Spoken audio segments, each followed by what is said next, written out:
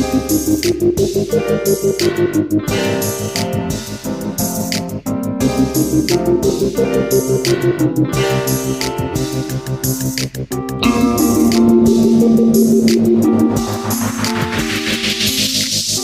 to the Mukilteo Football Show. My name is Miles.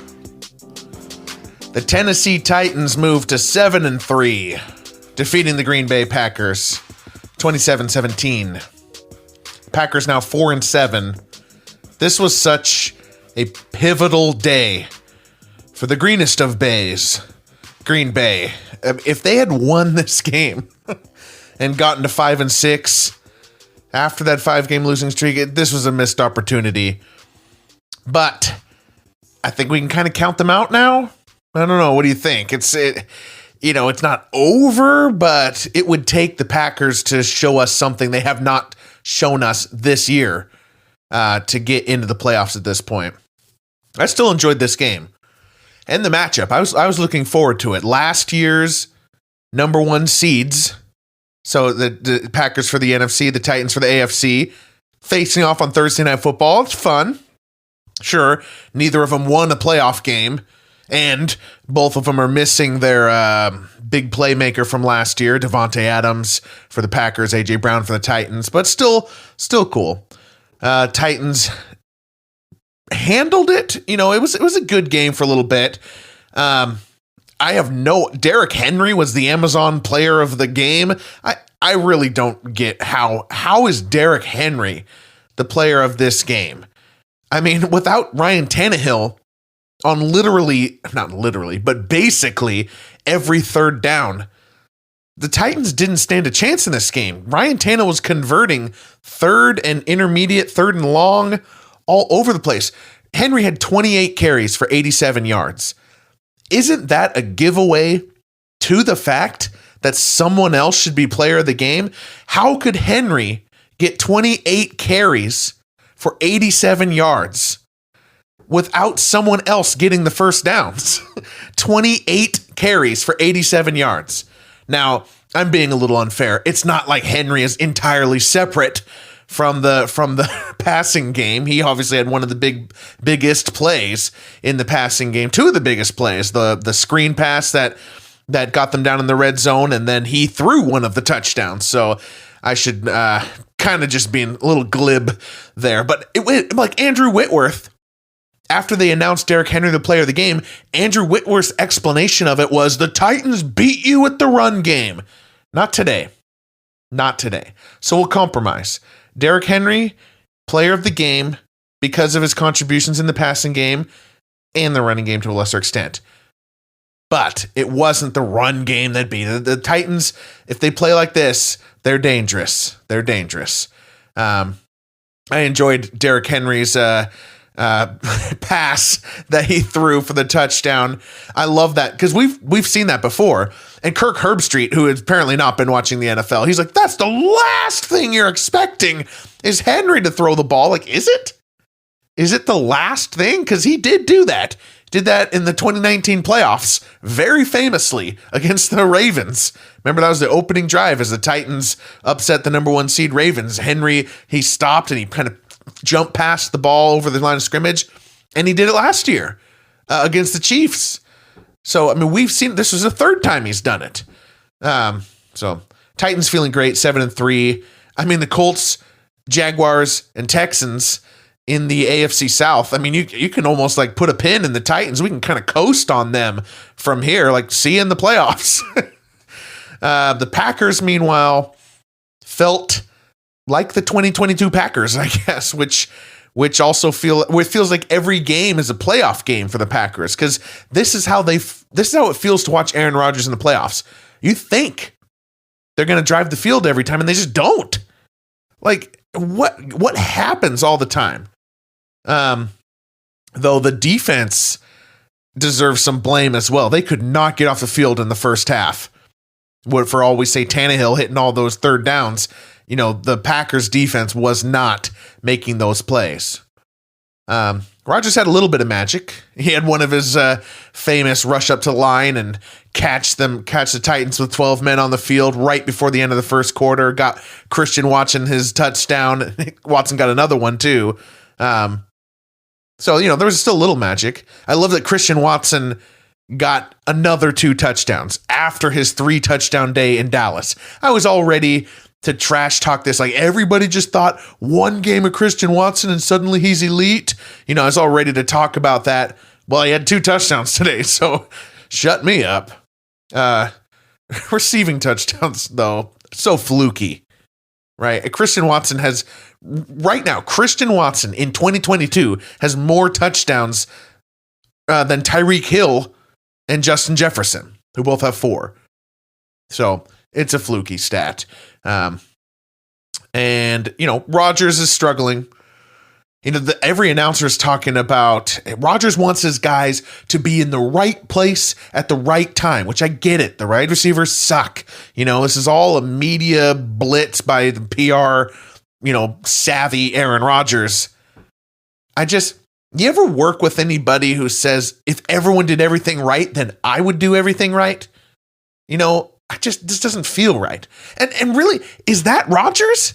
Is Rodgers Mr. Precision needs everything right? That's not my impression of Aaron Rodgers over this last decade. He's the king of out of structure daggers into the heart of the defense. Uncut efficiency on the move, moving up in the pocket and just flicking his wrist down at a receiver who's angling another way. It's always out of structure stuff that is so great. That's the crystal Rodgers. Like this whole everybody in the right place at the right time thing, that reminds me of Tom Brady or Peyton Manning, which Kirk Herbstreit called that out today. So I don't know what's going on with Rodgers. Maybe it's just the end. Not every quarterback is going to play till 45.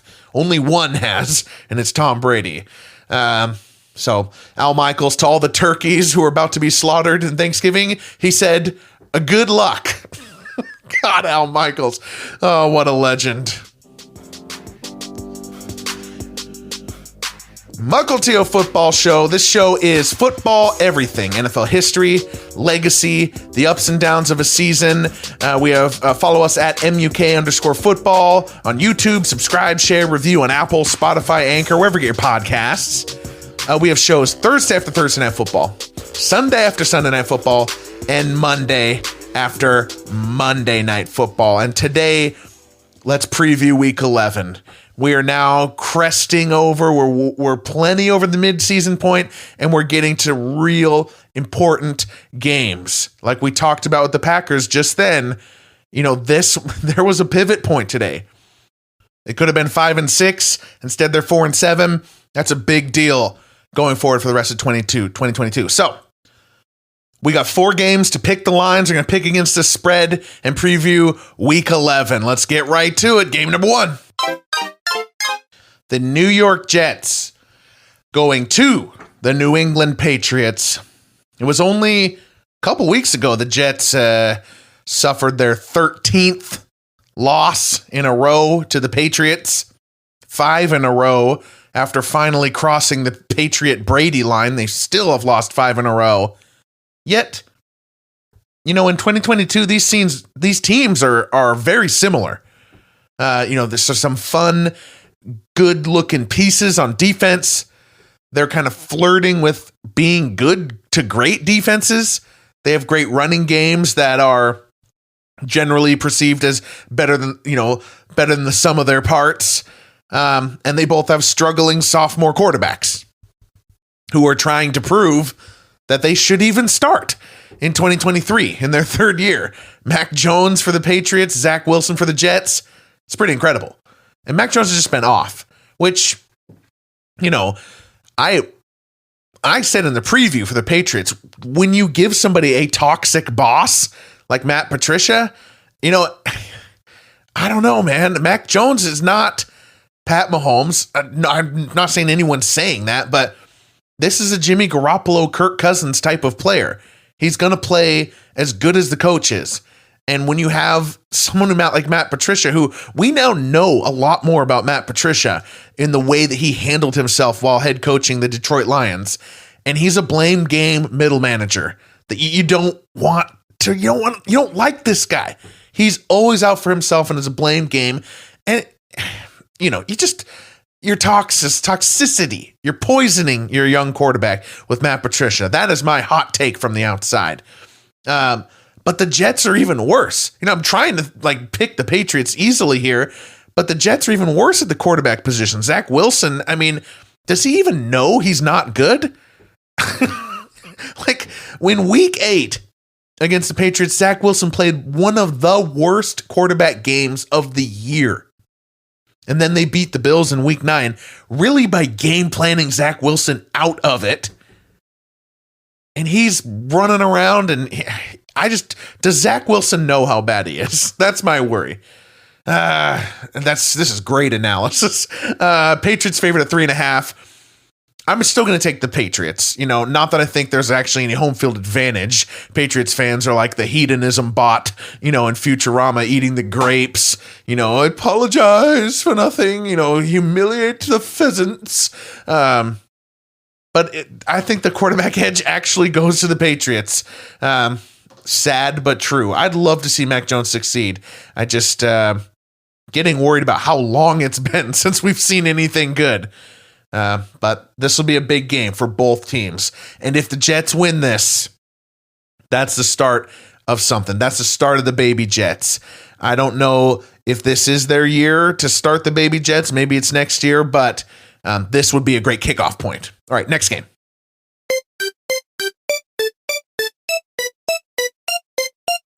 The Dallas Cowboys go into Minnesota to play the Vikings. Could have been the battles of 7-2 if Josh Allen kneels without fumbling away a touchdown. And if the Cowboys don't give up 14 points to a team on a 5-game losing streak, then both these teams are 7-2. But instead, Vikings got a wild win in Buffalo. They're 8-1. The Cowboys dropped it to the Packers in Lambeau. They're 6-3, and they need this game. And the Vikings, it's wild ride is right. They're capturing lightning in a bottle. And what's interesting is this was last year too. Even though it was Mike Zimmer back then, the Vikings were all heart-stopping games. Just crazy stuff happening at the end of every game. Now it's Kevin O'Connell and they're winning those games, but you do wonder about the variance and the other shoe. Is it actually something that Kevin O'Connell is doing versus Mike Zimmer? First of all, Mike Zimmer let the game pass him by and believes that you need to run to establish it, but it's possible that this is just variance. Still, we're still not quite there. So the Vikings enjoy it while we can, right? The Cowboys, I do not understand how they dropped that game in Green Bay. I guess it's just, that's 21st century Cowboys, right? From Tony Romo all the way through this Dak Prescott era. Whenever you think they're good, that's when they drop one.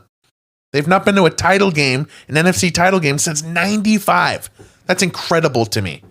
The Cowboys haven't been in an NFC championship since 1995. In terms of NFL history, that's just weird. The Cowboys defense, of course, is who largely gave up that loss to the Packers. And it's weird because the Cowboys defense, their worst games are the Dak Prescott games rather than Cooper Rush games. Pretend it's Cooper Rush. Maybe someone should tell them it's Cooper Rush, and then they will play like it. Just interesting. I don't know how that thing is connected, but when Dak has been quarterback, the Cowboys defense has been worse. Just weird. I think they get back on track. I know Justin Jefferson's making case for best wide receiver in the NFL. Kirk Cousins is 8-1, but I choose to believe that the Cowboys defense has that ability to win a game at any time. It's hard to string together, in this modern NFL, hard for a defense to string together great performances, but they can at any time snap up. I think they snap up here, and they're their defeat at the hands of Aaron Rodgers last week will just be, the equivalent of Gandalf battling the Bell Rock, as he smites the Bell Rock, you shall not pass, and falling down the tomb of Moria, and then he throws up one last little whip and gets Gandalf's foot. That was Rodgers. That's what Rodgers was, the Bell Rock falling and captured, the Micah Parsons Cowboys defense right at the last second. Okay, next game. That made sense, right? All right, Sunday Night Football, Chiefs and Chargers. So put the Chiefs on my TV. I love it. Let's get it going. Taking a 7-2 Chiefs, taking on the 5-4 Chargers. Chiefs are basically the only elite offense in the NFL right now, as the Bills have stumbled a bit. Dolphins are still kind of ramping up. So as far as elite offenses performing elitely right now, they're it. And Kadarius Toney, I like to say Andy Reid has like a speed roulette. His whole tenure with the Eagles, tenure with the Chiefs, he just keeps bringing in these fast guys, and every once in a while, one of them hits. And hits hard. It was Deshaun Jackson in Philadelphia. It was Tyreek Hill, 5-6 years ago. Kadarius Toney, he's a first-round pick. There's a chance. This is somebody big. But we're way too early on that. Chargers are banged up.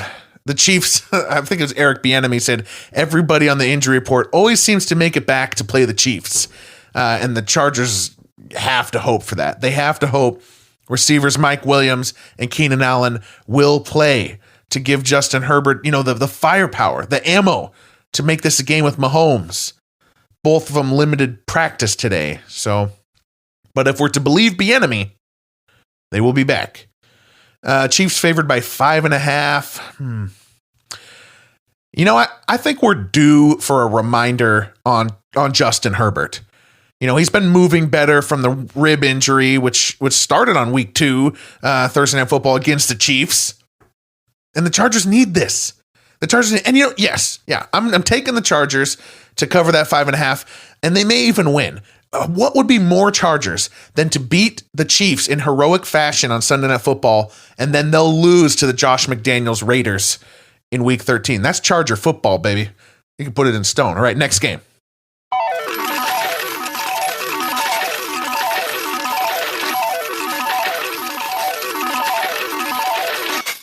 San Francisco 49ers travel to, San Francisco 49ers and the Arizona Cardinals travel to Mexico City to face off. This is fun for Monday Night Football. Our first game in Mexico since 2019, so it's nice to be back. This is the 5th one in history. We had Raiders Texans in 2016. Remember that Derek Carr, Amari Cooper late touchdown, and then I think they had the only non-California or Southwest team they've ever had play in Mexico was the Tom Brady Patriots back in 2017. Got to get the face over it and internationally, right? And then Brady crushed the Raiders in 2017. And then it was a 2019 game, Chargers Chiefs. That was Rivers versus Mahomes, and Rivers had a classic Rivers stat line: 353 yards, 1 touchdown, 4 interceptions. So that was 3. Actually, that was 3 Mexico City games. The first ever Mexico City game was in 2005, and it was these 2 teams. It was 49ers and Cardinals. It was Josh McCown for the Cardinals, and they blew out the 49ers in those are some dark 49ers years. They had Alex Smith, number 1 overall pick, who they had chose Aaron Rodgers over Aaron Rodgers in 2005 draft, and they were sitting him. So it was Tim Rattay being blown out by the Cardinals. And actually, Larry Fitzgerald, 100 yards in that game. That was his second 100-yard game ever. He was a second-year player at that time. Got his 10th career touchdown in Mexico. Pretty cool. I like the vibe for the Mexico games. It's like Germany. It's the World Cup football type, the tension that builds all game long. The actual game, well, Jimmy Garoppolo, I think he's overrated, but the 49ers favored by 8.5, and the Cardinals, first of all, their offensive line is banged up, not great against the 49ers defensive line, and we don't even know if Kyler Murray or Colt McCoy will play, and if either of them do, they won't be fully healthy, and the Cardinals offense was already impotent. God, that's so many points. 8.5. Yeah, the 49ers just have too many good players, and the Cardinals have too few. I overthink it. I'm going to take the 49ers to cover that 8.5. All right, we'll be back Sunday for the Sunday Best Awards for Week 11. Good night.